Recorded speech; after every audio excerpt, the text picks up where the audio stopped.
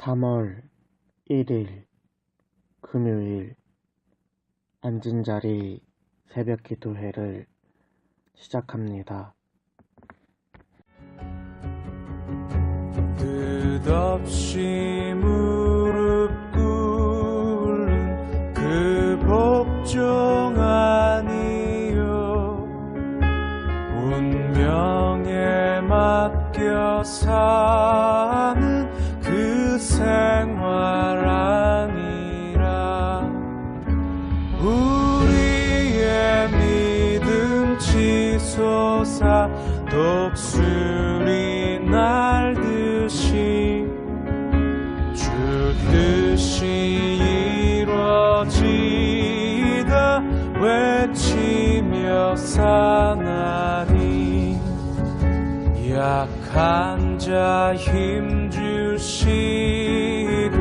강한 자 바르게 주한 자 정케함이 주님의 뜻이라. 해 아래 압박 있는 곳 주 거기 계셔서 그 팔로 막아주시어 정의가 사나니. 오늘 우리에게 주신 하나님의 말씀은 느헤미야 1장 1절에서 11절까지입니다. 하가랴의 아들 느헤미야의 말이라.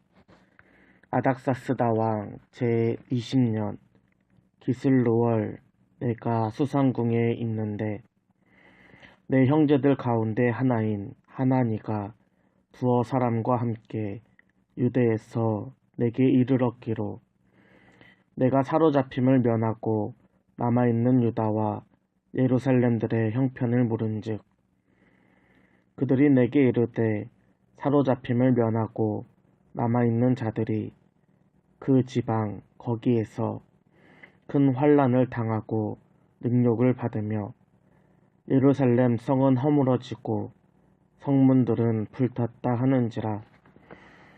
내가 이 말을 듣고 앉아서 울고 수일 동안 슬퍼하며 하늘의 하느님 앞에서 금식하며 기도하여 이르되 하나님, 하늘의 하나님 여호와 크고 두려우신 하나님이여 주를 사랑하고 주의 계명을 지키는 자에게 언약을 지키시며 긍휼을 베푸시는 주여 간구하나이다. 이제 종이 주의 종들인 이스라엘 자손을 위하여 주야로 기도하오며 우리 이스라엘 자손이 주께 범죄한 죄들을 자복하오니 주는 귀를 기울이시며 눈을 여시사 종의 기도를 들으시옵소서.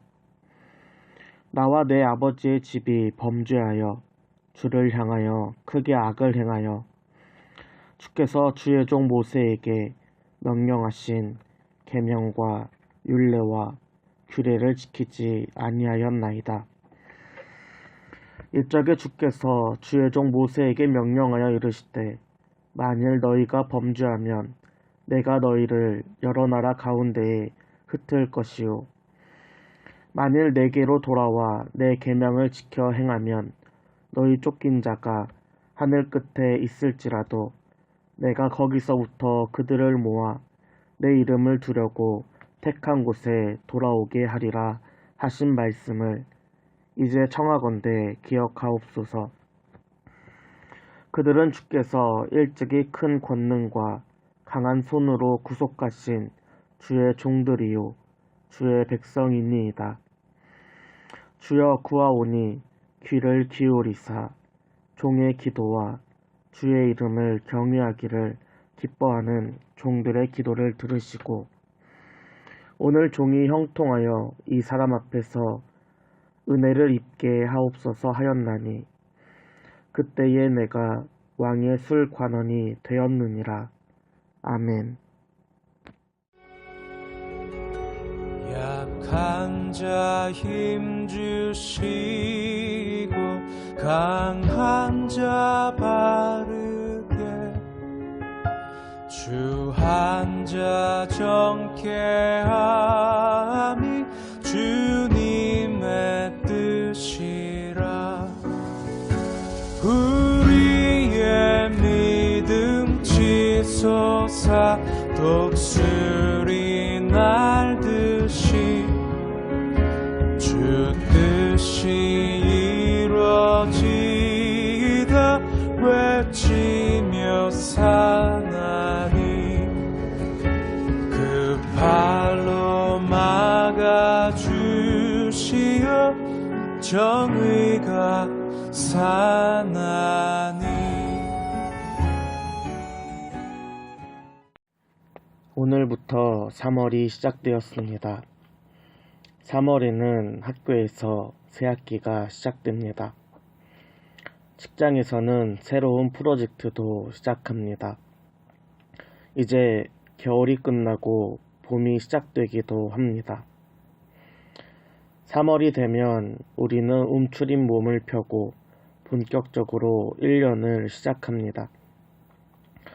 월삭 기도회로 드리는 오늘은 3월 1일입니다. 새 학기, 새 프로젝트, 1년을 시작하기 전에 반드시 3월 1일을 지나야 합니다.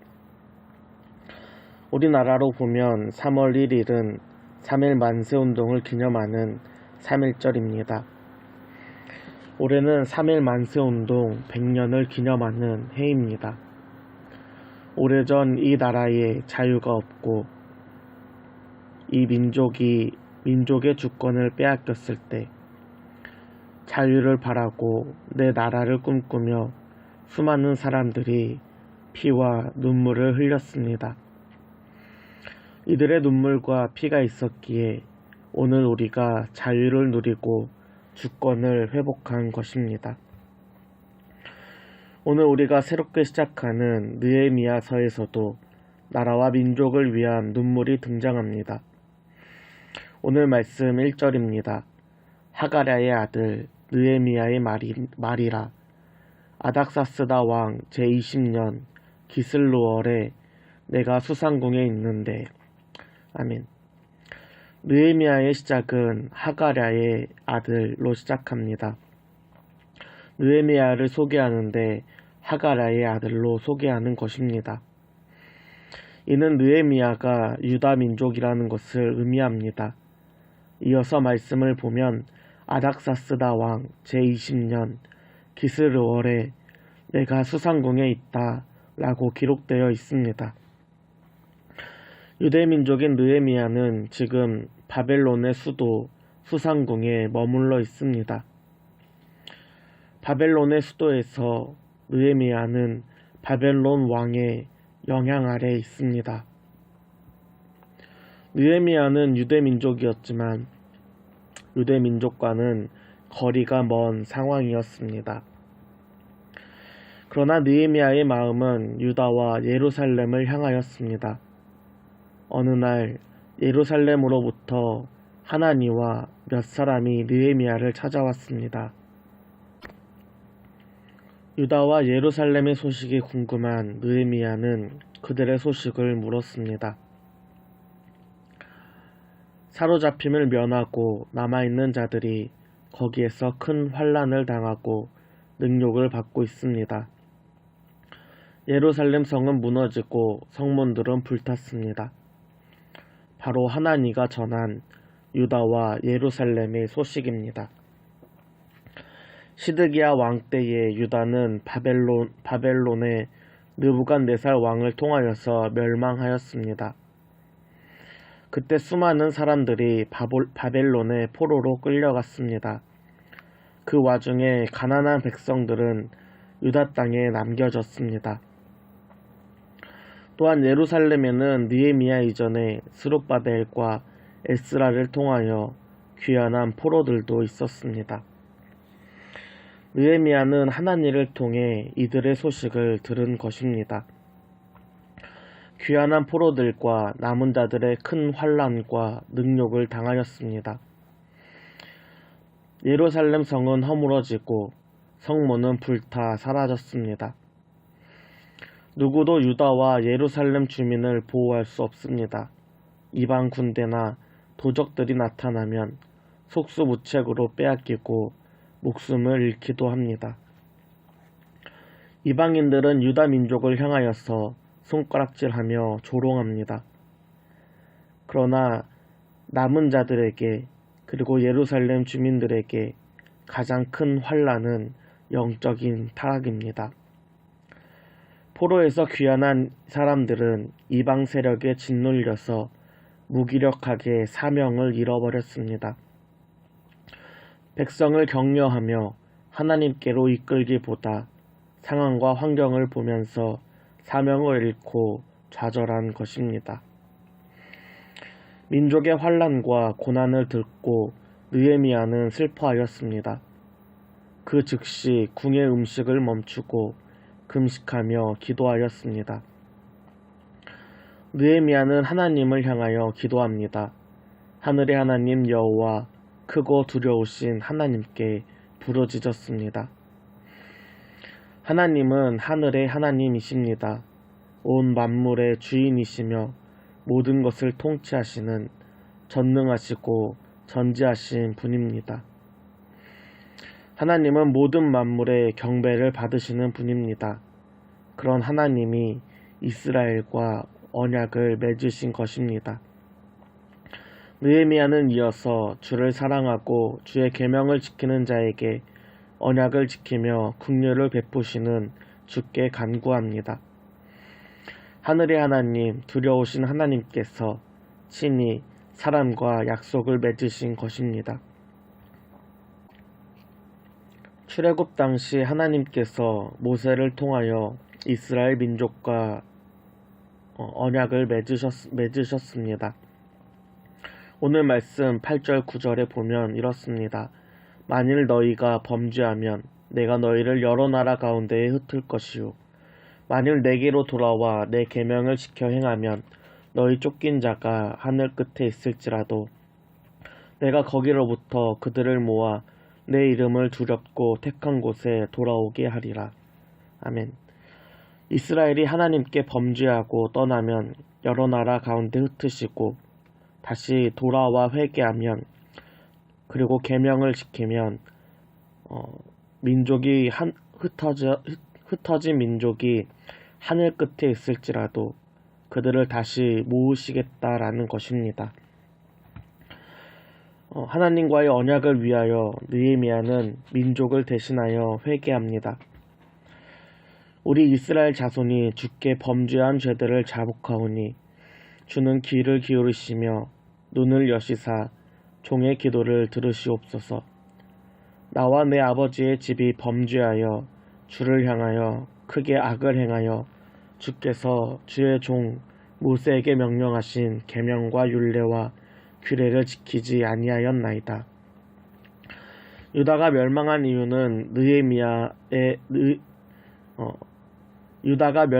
이유는 유다 민족의 죄 때문입니다.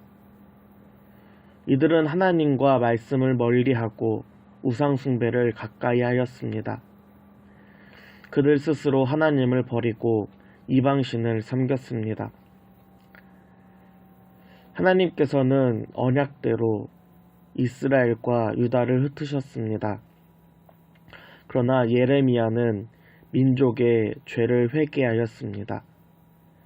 비록 자신이 범죄하지는 않았지만 그가 속한 민족을 위하여 금식하며 기도하였습니다. 그때 느헤미야는 페르시아 왕의 술 맡은 관원입니다. 술 관원은 왕이 마시는 술을 관리하며 왕의 경호를 책임지는 고위 관직입니다. 느헤미야는 유다와 예루살렘에서 환난을 겪는 사람들과 다른 환경에 있습니다. 페르시아 제국의 고위 관리로 풍요롭게 살 수 있었습니다. 그러나 느헤미야는 멀리 떨어진 민족을 위하여 금식하고 기도하며 회개하였습니다. 자신의 죄가 아님에도 자기 민족을 위하여 통곡하였습니다. 오늘 우리에게도 이러한 마음이 있기를 바랍니다. 나라를 위하여 기도하고 금식하며 회개하는 저와 여러분 되기를 바랍니다. 오늘 말씀은 나라를 위하여 피 흘린 독립운동가 한 사람을 소개하고 끝내려고 합니다. 바로 강우규 할아버지입니다. 그는 65세의 나이로 조선 총독에게 폭탄을 던졌습니다. 강우규 할아버지는 한의사로 부유하게 살았습니다. 그러나 조선 말 흔들리는 나라를 위하여서 자신의 전 재산을 학교를 세우는데 사용하였습니다. 1919년 그는 새로 부임한 일제 총독이 언어, 즉 조선어를 제한하고 교육을 금한다는 정책을 펼친다고 들었습니다. 그리고 서울역에서 새로 부임한 사이토 마코토를 향하여 폭탄을 던졌습니다. 강우규 할아버지가 조선 총독에게 폭탄을 던진 이유는 언어와 교육의 제한 때문입니다. 1920년대에 65세는 적지 않은 나이입니다. 나이가 많은 노인에게 언어와 교육은 사실 중요하지 않습니다. 언어야 그냥 대충 하면 되는 것이고 이제 2, 3년 남은 인생 배워봐야 사용할 데가 없습니다. 그러나 강우규 할아버지는 이 땅에 남은 청소년과 청년을 위하여 자신의 목숨을 기꺼이 바쳤습니다. 누구도 조선 총독을 암살하려고 시도조차 하지 못한 일을 65세의 노인이 해낸 것입니다. 강우규 할아버지는 결국 일본 경찰에게 잡혀 사형을 선고받았습니다. 그가 죽기 직전 청소년과 청년을 향하여 이런 유언을 남겼습니다. 내가 죽는다고 조금도 어쩌지 말라. 내 평생 나라를 위해 한 일이 아무것도 없음을 도리어 부끄럽다. 내가 자나깨나 잊을 수 없는 것은 우리 청소년들의 교육이다. 내가 죽어서 청년들 마음에 조그만한 충격이라도 줄 수 있다면 그것은 내가 소원하는 일이다. 언제든지 눈을 감으면 쾌활하고 용감히 살려는 전국 방방 곳곳에 청소년들이 눈앞에 선하다. 강우규 할아버지는 복음 안에서 하나님 안에서 꿈을 꾸었습니다. 자유가 있는 내 나라에서 쾌활하고 용감히 살아가는 청년들, 그들이 이루는 하나님 나라를 꿈꾸었습니다. 이 꿈을 위하여 자신의 목숨도 아끼지 않았습니다. 오늘은 특별히 청년부 수련회가 시작하는 날입니다. 청년들을 위하여 함께 기도해 주시길 부탁드립니다. 이 시대의 청년들이 눈앞에 있는 상황과 환경을 보고 좌절하지 않기를, 나라와 민족을 품고 금식하며 기도하며 회개하는 느헤미야 같은 청년들이 되기를 함께 기도하겠습니다.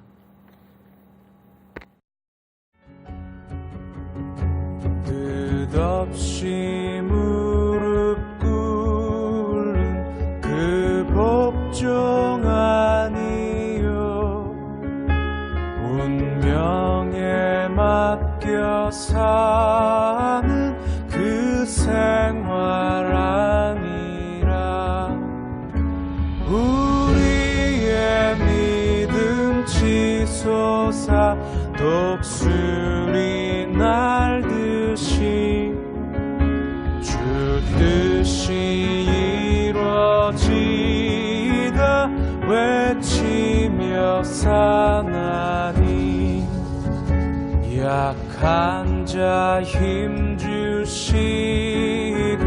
강한 자 바르게 주 주한자 정케함이 주님의 뜻이라. 해 아래 압박 있는 곳 주 거기 계셔서 그 발로 막아주시어 정의가 사나니.